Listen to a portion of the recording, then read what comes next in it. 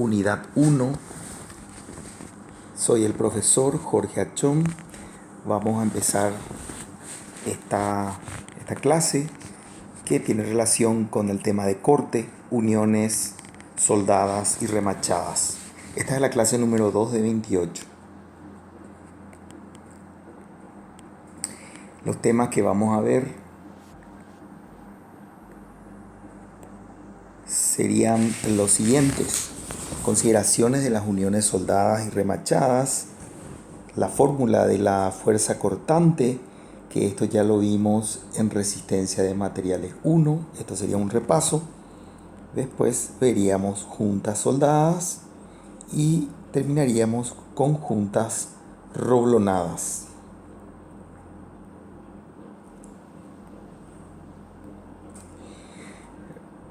Respecto de la bibliografía, como siempre, el Egore Popov y también el Ortiz Berrocal, pero con la aclaración de que ahora insertamos una bibliografía nueva, que es el libro de resistencia de materiales, cuarta edición de Ferdinand Singer, que en su capítulo 12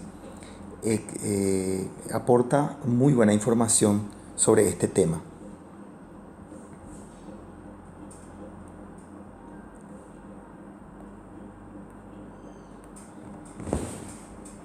Es muy importante hacernos las preguntas correctas en este tema que vamos a ver. Porque las uniones, evidentemente que es porque necesitamos construir elementos estructurales como estos que están indicados aquí. Piezas que tienen que ver con aviones, elementos más simples de estructuras, puentes, o simplemente elementos que se están construyendo y que formarán parte de algún tipo de estructura. Es ahí donde se usan y por supuesto la soldadura en algunos casos son soluciones más prácticas que las uniones remachadas, pero en cualquiera de los casos lo que se desea tanto en una unión soldada como en una unión remachada es que esa unión pueda ser capaz de resistir la misma carga o el mismo esfuerzo que la pieza original. Entonces, ¿cuándo usaría yo una unión soldada o cuándo usaría una remachada?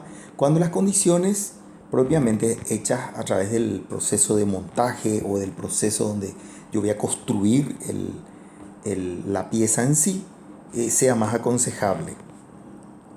También aquí está dado un ejemplo que tiene que ver con el paseo de la galería acá en Asunción, en donde para construir en forma más rápida era necesario hacer estructuras de acero en vez de estructuras basadas en hormigón armado.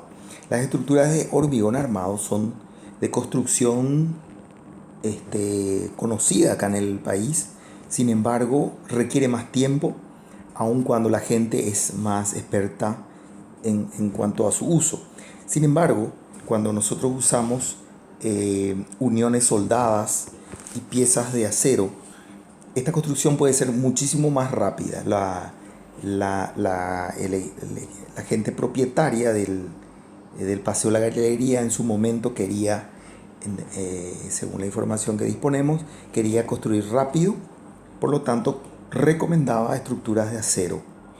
Y en Paraguay este es un tema pendiente, puesto que ni siquiera la parte de obreros maneja suficientemente en forma continua. No es por una falta de capacidad, sino simplemente por una falta de costumbre o falta de uso el tema de los torquímetros. Imagínense que nosotros podamos tener un edificio de muchas plantas que por efecto del viento o por efecto de algún tipo de fenómeno del tránsito, etcétera, pudiéramos tener defectos en cuanto al apriete que se dan en los tornillos de una estructura metálica. Eso podría ser catastrófico. Entonces, realmente esto hizo que no se pueda con mano de obra local construir enteramente este edificio, pero debe ser también un tema que nos tenemos que poner como una cuestión clarísima, de tema pendiente y tema a explorar de parte de la universidad y también del grupo de ingenieros que operan y que trabajan en la construcción de edificios.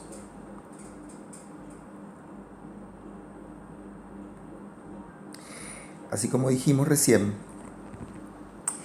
ya vimos en resistencia de materiales 1 este proceso en donde una pieza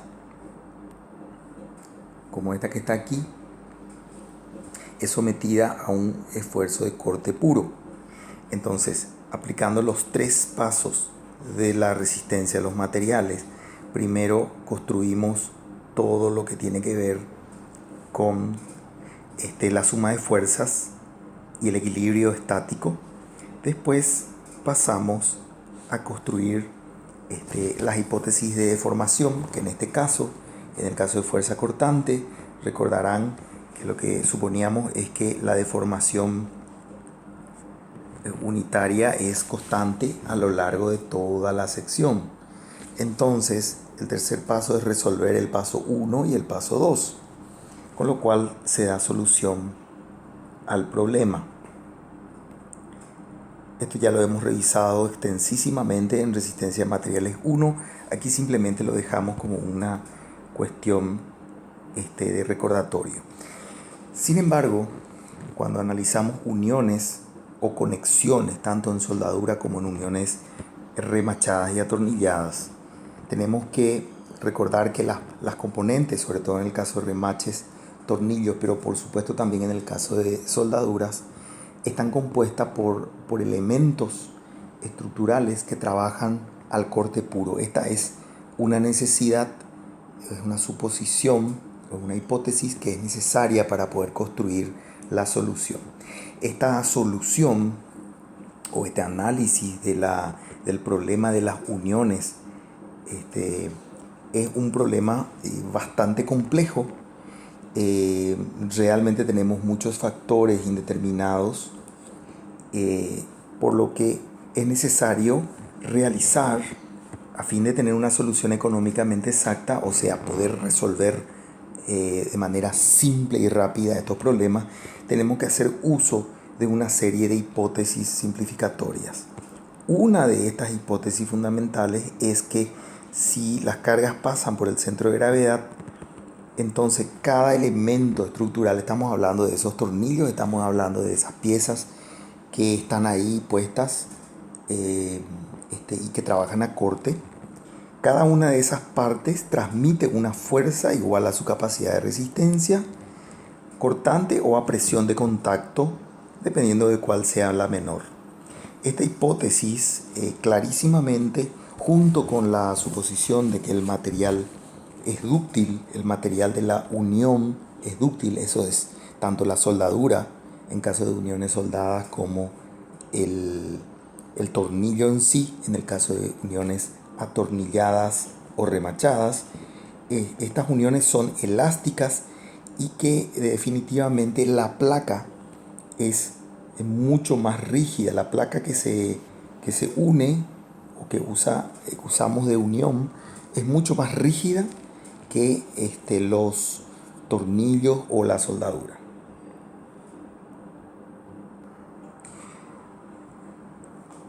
Vamos a ver ahora el caso de juntas soldadas.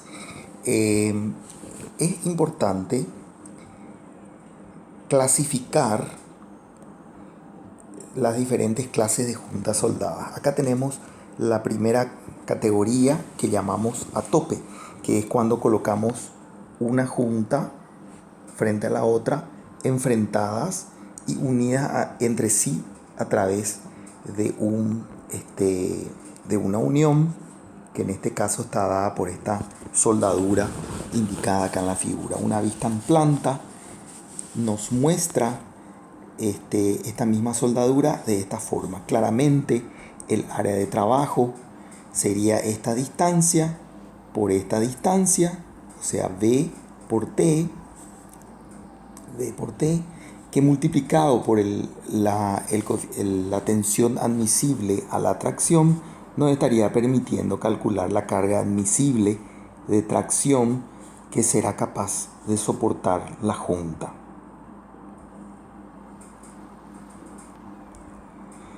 Nosotros también podemos encontrar un segundo caso, que es en el caso de que tengamos dos placas, la placa 1 y la placa 2, unidas entre sí por cordones de soldadura y sometidas a la acción de una carga exterior P.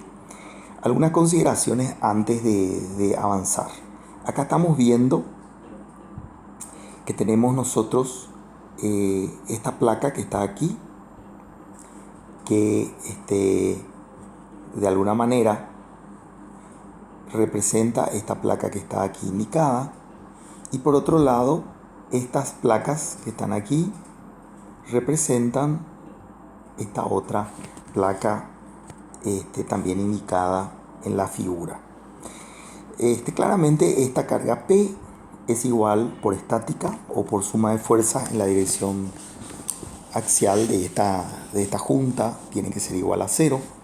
Por otro lado, si analizamos cualquier cordón de soldadura como que está aquí indicado, podemos ver que en el proceso de crear la soldadura, probablemente esto sea una zona muy irregular. Toda esta soldadura que está acá indicada, que evidentemente va a trabajar en función de beneficiar a la seguridad de la junta, la suponemos no la consideramos como aportante en la resistencia, y suponemos directamente que la garganta, o sea, raíz de 2 sobre 2 por T, es lo que trabaja, o es el área de trabajo y que está trabajando al corte para resistir la soldadura. Todo esto está indicado aquí y se puede ver claramente que también conforme a la configuración, o sea, en este caso estamos poniendo una cubrejunta 1, una cubrejunta 2 unida a una placa 3.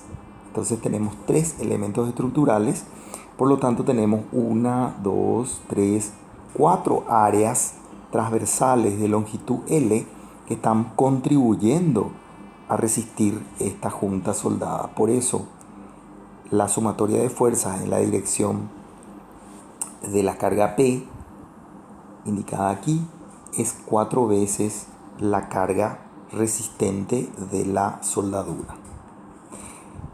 Siguiendo este razonamiento, el área o la fuerza resistente de la soldadura será igual al área de corte multiplicado por el coeficiente o la tensión admisible al corte de la soldadura.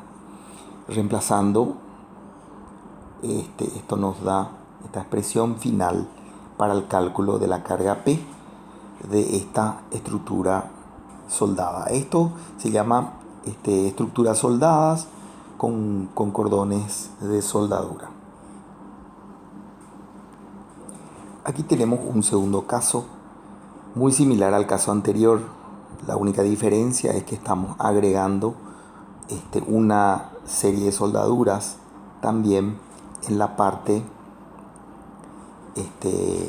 indicada acá en la figura, lo cual, además del caso anterior donde habían 4 zonas trabajando, o sea, 1, 2, 3, 4, estas 4 zonas estaban contribuyendo en el caso anterior que hemos revisado y también aquí, pero se suman a esas 4 áreas resistentes estas 2 áreas que están aquí. Vamos a limpiar para que sea más claro.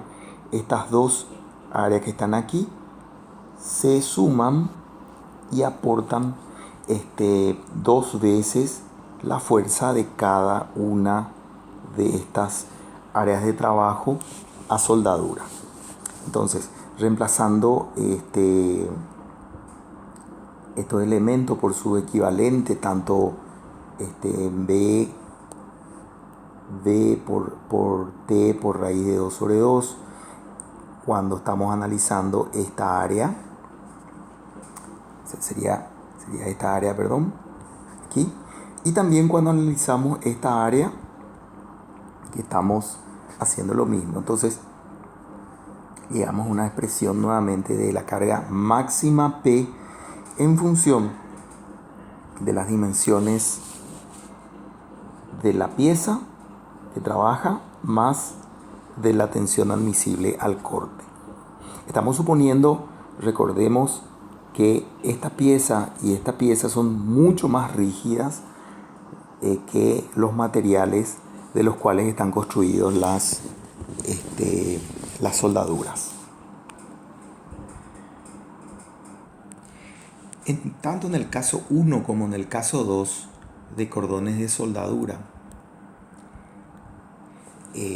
la carga P está pasando por la línea de centro de gravedad de estos cordones de soldadura. O sea, P en este caso, si esta L es constante, tanto del lado de arriba como del lado de abajo, y esto es constante, P estaría traspasando a una distancia igual a B sobre 2 y B sobre 2. O sea, la línea de acción de P coincide con la línea de centro de gravedad de los diferentes cordones de soldadura.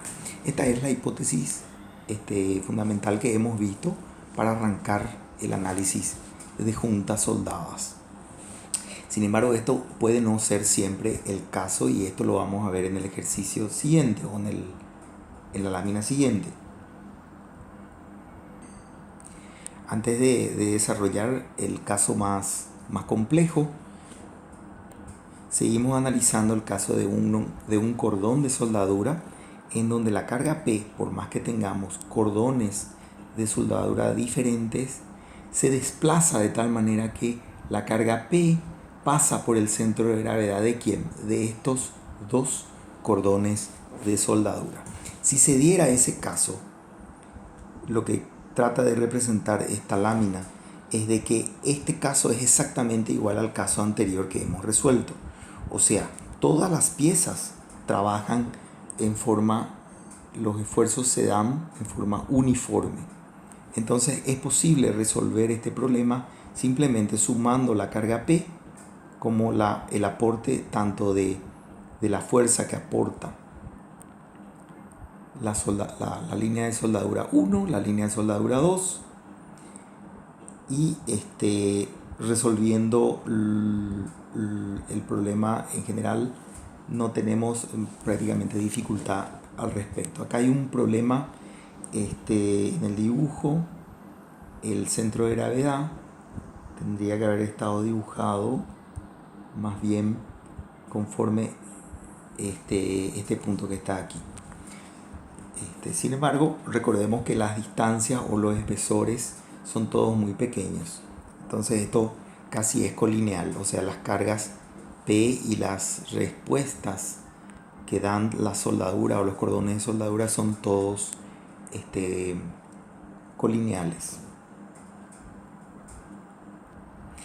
Por si acaso, simplemente estamos escribiendo acá las condiciones de equilibrio: una sumatoria de fuerza igual a 0 en esta dirección, una sumatoria de momentos respecto a cualquier punto en esta dirección igual a 0, que es esta ecuación, y resolviendo las ecuaciones 1 y 2 tenemos lo que se da de aquí en adelante. La pregunta fundamental, como vemos en este caso, es qué pasa si el cordón de soldadura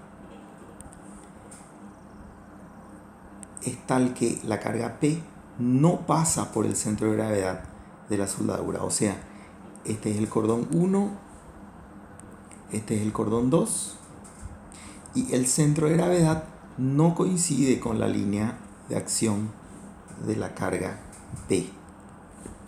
Bien, esto es algo que puede ocurrir muy comúnmente. Para poder resolver este problema, simplemente lo que se hace es trasladar la carga P a nivel del centro de gravedad, y al hacerlo viene con un efecto de momento M y se resuelve por superposición dos problemas. El primer problema de la carga F, pero de la carga P aplicado en el centro de gravedad es exactamente igual al problema anterior. Respecto de este momento M, que no es otra cosa que la carga P multiplicado por esta excentricidad E sub 3, hace que el problema se convierta en un problema de torsión. Esto es posible lograrlo o hacerlo bajo la hipótesis simplificatoria que hemos visto en el principio de este tema, asumiendo que esta placa es rígida y también esta placa, antes y después de la aplicación de la carga P. Sin embargo, no son rígidos los elementos de unión, o sea, en este caso la soldadura. Dicho esto, lo que estamos diciendo, en otras palabras, es que esta pieza que está aquí va a girar en forma relativa respecto de la otra pieza, y esto por principio de cinemática ocurre en el centro instantáneo de rotación, que coincide con el centro de gravedad también de las dos áreas de trabajo y que se deforman. Entonces, aplicando básicamente conceptos que después vamos a ver en un momentito más, vamos a ver un poco más de detalle, aplicando conceptos similares a los que usamos en la fórmula de la torsión simple, podemos llegar a resolver este problema. Entonces, básicamente, reiterando, se descompone por el principio de superposición la carga P, trasladando a nivel del centro de gravedad, y al trasladar también se traslada el efecto de P por la excentricidad, y esto se resuelve primero esta carga P y después el efecto del momento torsor. El efecto del momento torsor se reduce a utilizar la fórmula de la torsión, donde M es el momento torsor, en este caso P por E sub 3, ρ es la distancia al punto en consideración. Por ejemplo, si queremos analizar la tensión aquí, esta es la distancia ρ, y perpendicular a esa distancia ρ está apareciendo el efecto tau provocado en ese punto por el efecto de la rotación de M, y este tau es igual a ese momento torsor por esa distancia ρ dividido la inercia polar.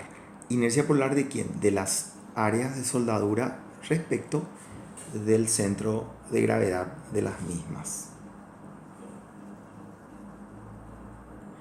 Simplemente a modo de referencia, estoy indicando aquí, correspondiente al libro Ortiz Berrocal, las consideraciones que sirven para poder deducir la fórmula de tau dada en la lámina anterior. Entonces, sea este punto el centro instantáneo de rotación o el centro de gravedad de las soldaduras. Esta que está aquí es una soldadura. Entonces, lo que hacemos es simplemente trazar un radiovector y decir que en este punto perpendicular a la dirección radial aparece una fuerza que vale el tau en este punto por el espesor y por la distancia, por la dimensión de ese segmento de soldadura que acá le llamamos diferencial X.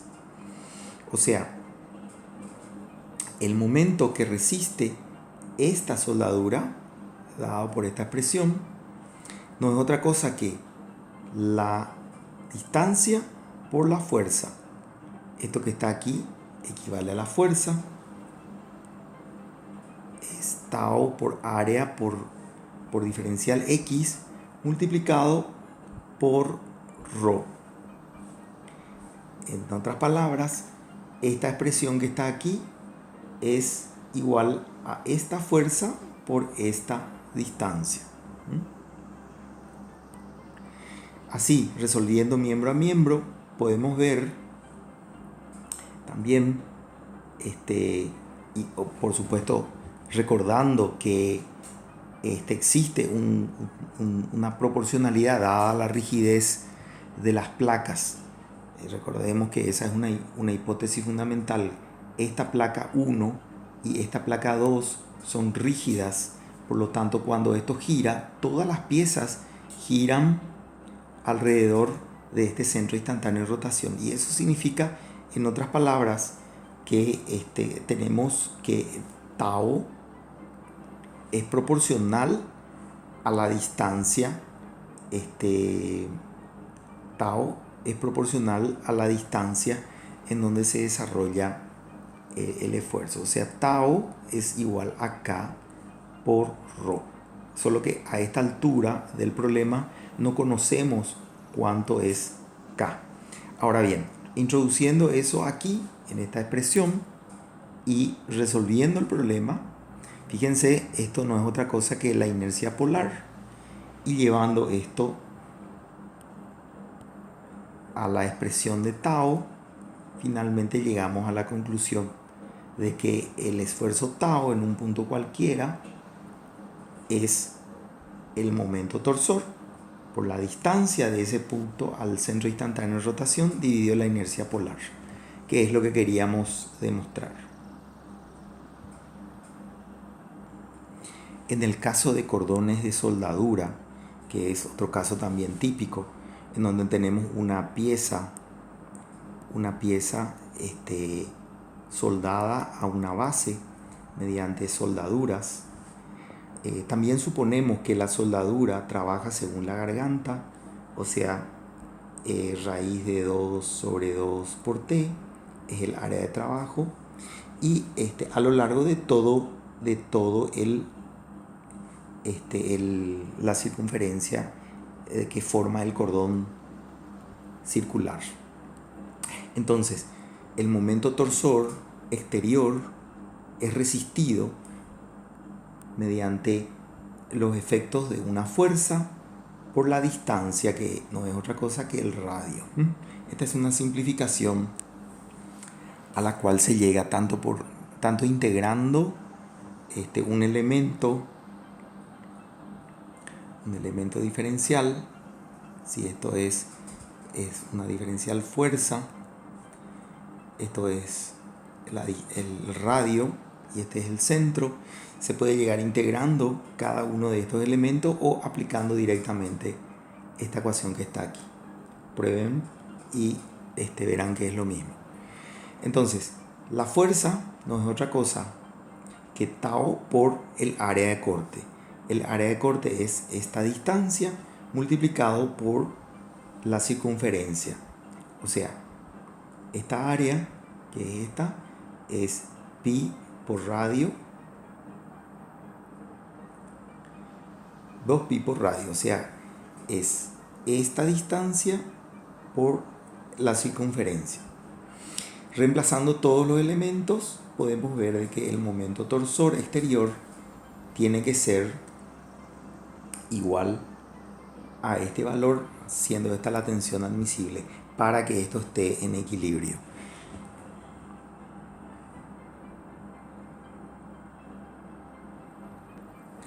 Bueno, con esto vamos cerrando el tema de juntas soldadas.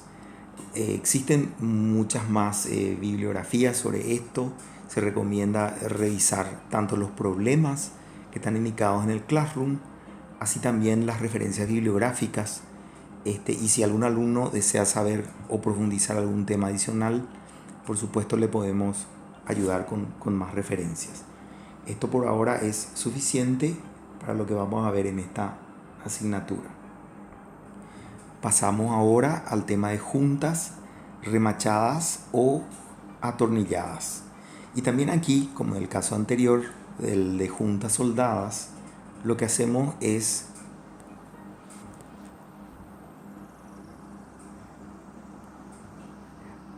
clasificar según tipos de juntas remachadas o atornilladas.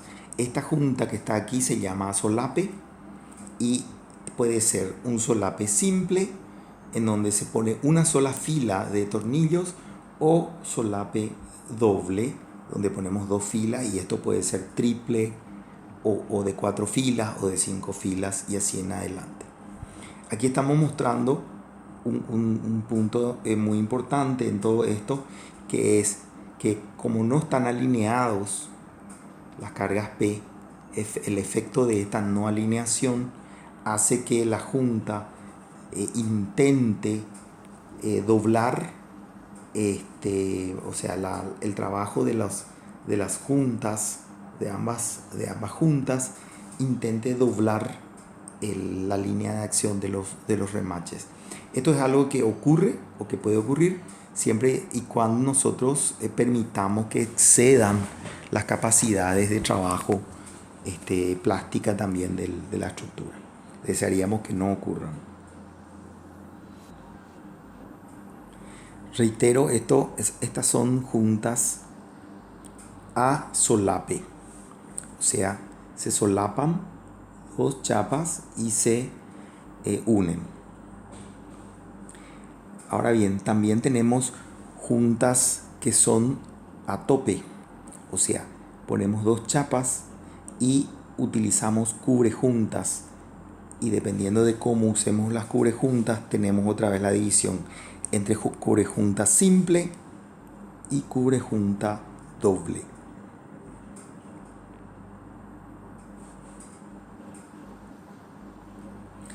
Finalmente también tenemos el caso en que tengamos por ejemplo, una caldera en donde tenemos para construir la caldera que cerrar un cilindro y el cilindro se cierra según una unión continua.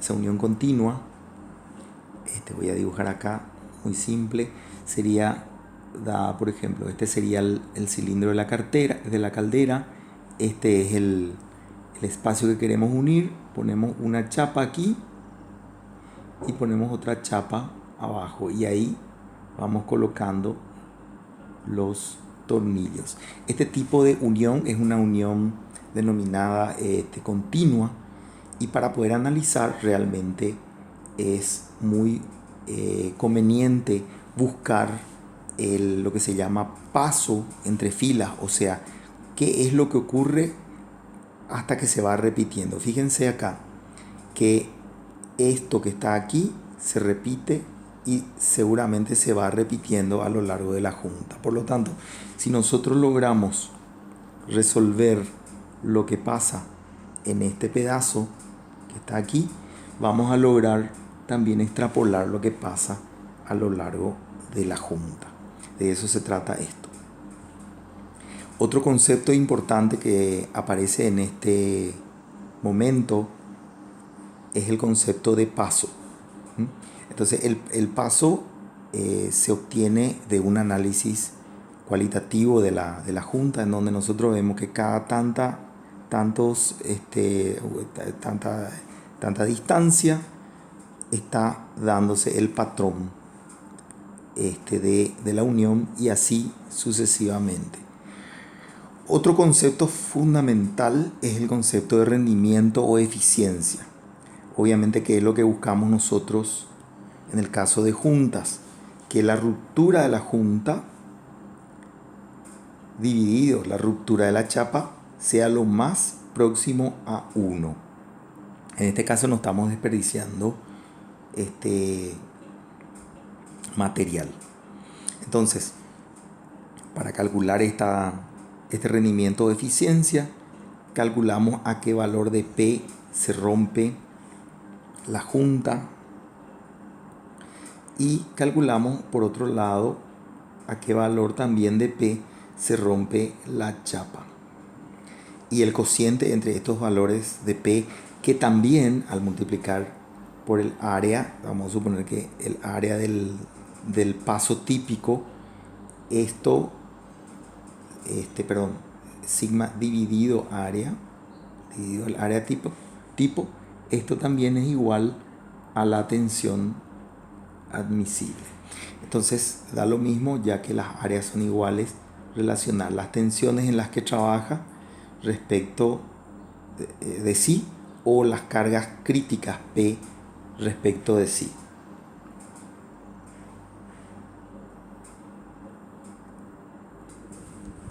Bien, avanzando con este tema, lo siguiente que vamos a revisar acá es verificación de tensiones. Vamos a suponer que tenemos esta unión en donde tenemos dos chapas que están unidas a tope, están a tope con dos cubrejuntas. Estas son las dos cubrejuntas.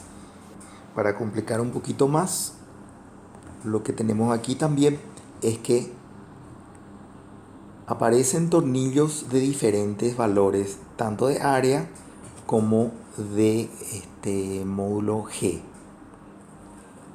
O sea, esta fila de roblones o de remaches son tanto de material distinto como de área distinta a la siguiente fila. Ante esta situación, y suponiendo, como hemos dicho entre las hipótesis simplificatorias, que tanto la cubrejunta como la chapa principal que estamos uniendo aquí son rígidas entre sí, las deformaciones solamente ocurren en las uniones, o sea, en estas áreas que estoy marcando aquí. Por tanto, si la carga P está centrada o alineada conforme al centro de gravedad de esta unión, como es el caso, lo que vamos a tener es que todo ese conjunto de elementos de unión, que en este caso son remaches, aun cuando sean de área y de material distinto, todos tienen una distorsión angular gamma constante. Esto se basa fundamentalmente en la indeformabilidad de las chapas principales. Si las chapas son indeformables y suponemos que los agujeros de los cuales están hechos, vamos a suponer que esto es la chapa y esto es el tornillo y este es el agujero, suponiendo que los agujeros no dan mucha, no son tan holgados o no tienen demasiado espacio. Cuando esta chapa que está aquí, que es rígida, se mueva hacia una dirección 1 milímetro, entonces esto va a obligar que todos estos elementos que están aquí o toda esta sección que está aquí también se mueva hacia esa misma dirección 1 milímetro.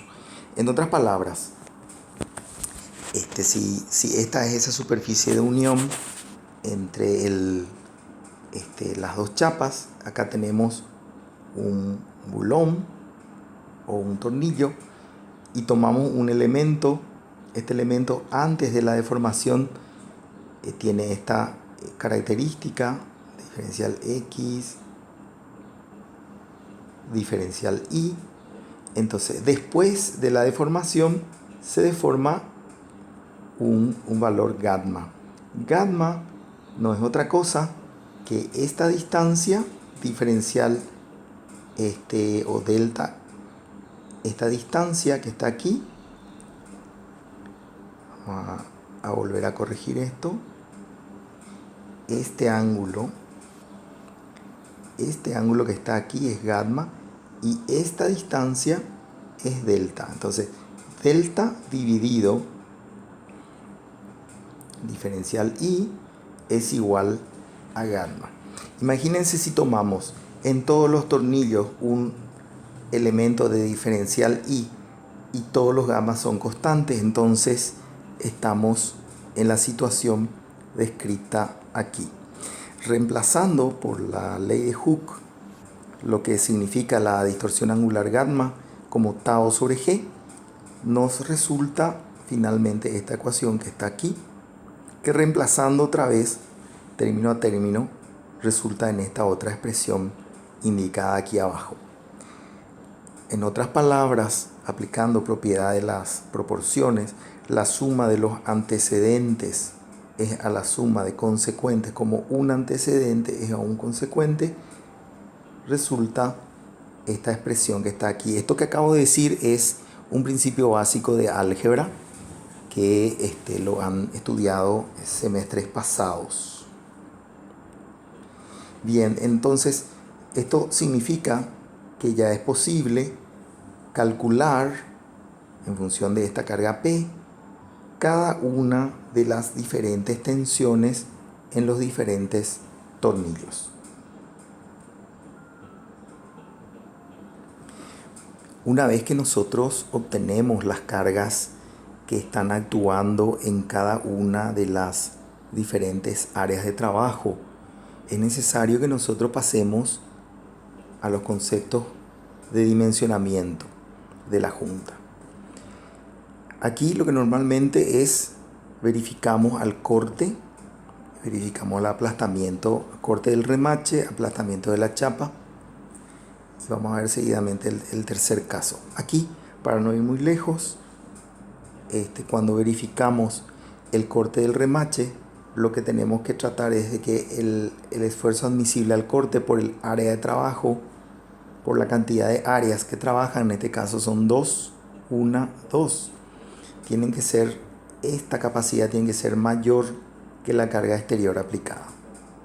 Si tenemos, por ejemplo, una situación diferente, esto es a solape, esto es una unión a tope, acá tenemos en realidad más área, entonces tau multiplicada por obviamente el área de uno de ellos, acá faltaría multiplicar probablemente por la cantidad de área que está trabajando, tiene que ser mayor o igual a la carga exterior aplicada. En el caso del aplastamiento de la chapa, lo que estamos suponiendo es que la chapa está de alguna manera afectando un área que es el ancho del diámetro del tornillo multiplicado por el espesor.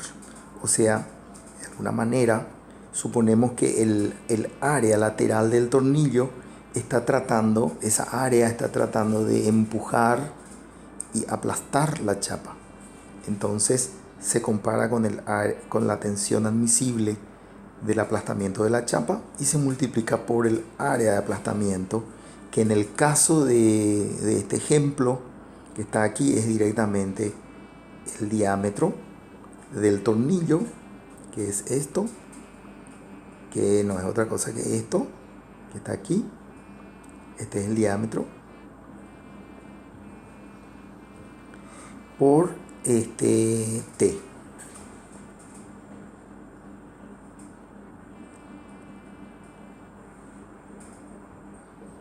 Estamos calculando con esto las cargas admisibles en cada remache. Cuando verificamos la tracción de la chapa siguiendo la misma secuencia de la lámina anterior, lo único que hacemos es multiplicar la tensión admisible a la tracción por el área de trabajo. Y aquí no es otra cosa que el espesor multiplicado por el área neta, donde esta sería el área más débil. Por lo tanto, tenemos que descontar los diámetros de los diferentes roblones. En este caso, por ejemplo, si queremos verificar esta fila, dependiendo de qué queremos verificar, estamos descontando esos diámetros que están ahí indicados. Acá estamos dimensionando en esta sección. Respecto de la situación en que querramos verificar cortadura en la chapa, aun cuando nosotros sabemos que la cortadura puede darse en realidad de esta forma, nosotros presuponemos, esto es más largo que esto, entonces suponemos directamente que la cortadura se va a dar por un área que va a ser el espesor por la longitud de corte, o sea, la longitud en donde estaría propensa al corte la chapa. Aclarando nomás aquí que si este sería el tornillo, E2 es la distancia entre la posición del tornillo y el extremo libre de la chapa. O sea, esta distancia es una distancia conocida. Acá le estamos llamando E sub 2. También tenemos dimensionamiento de la junta en caso de ruptura de la diagonal.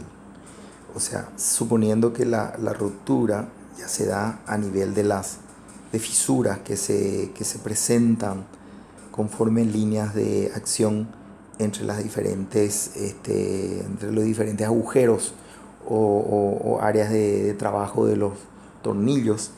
Entonces, lo que se hace simplemente es suponer que el área de trabajo